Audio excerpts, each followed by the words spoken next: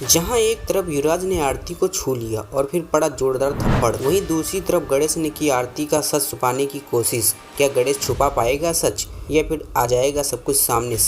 साथ ही साथ राघव ने किया कुछ ऐसा जिसे देख आपके पैरों तले जमीन खिसक जाएगी। दोस्तों देखिए आज की पूरी कहानी। एपिसोड की शुरुआत होती है युवराज से। भजन, अभय और राघव अंजलि के बस्ती वाले घर पहुंच चुके हैं और शादी की वेन्यू पर आरती से टकरा जाते हैं और उसे अंजलि समझ बैठते हैं। राघव कहता है अंजलि तू आगे। राघव कुछ बोल ही पाता कि युवराज उसे छूता है और अनाप शनाप बोलने लगता है। फिर क्या था, हुआ वही जिसका डर था। आरती उसे जोरदार थप्पड़ मार देती है। यह देख सबके होश उड़ जाते हैं। युवराज भी आरती पर पलटवार करता है लेकिन अभय उसे रोक लेता है। तभी गणेश और पद्मा इतना शोर सुनते ही भागे आरती के पास भागे चले आते हैं। दोस्तों अब होगा कुछ ऐसा जिसे देख आप सबके होश उड़ जाएंगे। देखिए आगे वीडियो में। लेकिन मित्रों इससे पहले जान लेते हैं कि आखिर इन लोगों को वहां जाने की क्या जरूरत पड़ गई। शुरुआत होती है राघव के सवाल से। राघव पद्मा से पूछता है अंजलि कैसी है। पद्मा जवाब देती है वो पैरालाइज्ड हो चुकी है। राघव कहता है ये झूठ है क्योंकि कल ही युवराज ने अंजलि से फोन पर बात की थी। पद्मा मन ही मन सोचती है युवराज ने अंजलि से नहीं बल्कि आरती से बात की थी, लेकिन बाहर से वो कहती कोई गलतफहमी हो गई है। राघव कहता है हम घर आ रहे हैं। पद्मा जल्दबाजी में तुरंत मना कर देती है कल मत आना, कल शादी है। राघव हैरान होकर पूछता है किसकी शादी,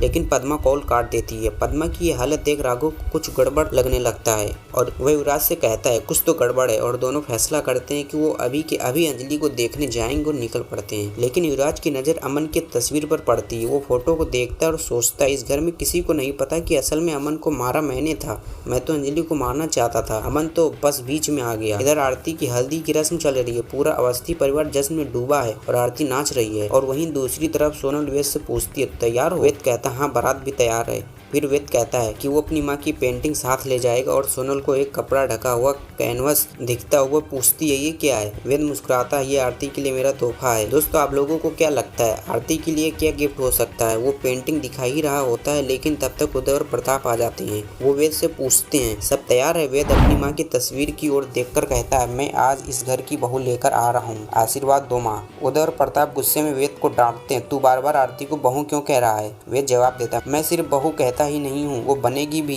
ये बोलकर वेद उनके गुस्से को और बढ़ा देता है। उधर राघव घर से निकलने की तैयारी करता। महक पूछती है कहाँ जा रहे हो। राघव कहता है अंजलि से मिलने। महक चौंकती और कहती है लेकिन वो तो पैरालाइज्ड है। राघव कहता है युवराज ने उससे बात की थी, अगर वो ठीक हो चुकी है तो वो अमन की विधवा होने के नाते प्रॉपर्टी में हिस्सा मांगने आ सकती है और मैं होने नहीं दूंगा। ये सुनकर महक कहती है हमारी परंपरा है कि रिश्तेदार के घर खाली नहीं जाते, कम से कम मिठाई तो ले चलो और अगर हो सके तो अंजलि को घर ले आना। राघव भड़क उठता है ये नहीं हो सकता। वो महक की बात को टाल देता है और बाकी लोगों के साथ निकल पड़ता है। इधर महक मन ही मन सोचती है ये लोग जाकर अंजलि का अपमान करेंगे। वो तुरंत पद्मा को कॉल करती है। फोन कली उठाती है। महक पूछती है अंजलि या पद्मा बात कर सकती है। कली जवाब देती है पद्मा बहुत बिजी है, आरती की शादी की तैयारी में लगी है और कॉल काट देती है। महक सोचती है आरती कौन है, किसकी शादी है। वो तय करती है कि वो भी राघव के साथ जाएगी। अगले एपिसोड में गणेश राघव युवराज से आरती का सच छुपाने की कोशिश करता है। दोस्तों अब सवाल ये है कि गणेश अपने प्लान में कामयाब हो पाएगा या फिर आरती जान से हाथ धो बैठेगी।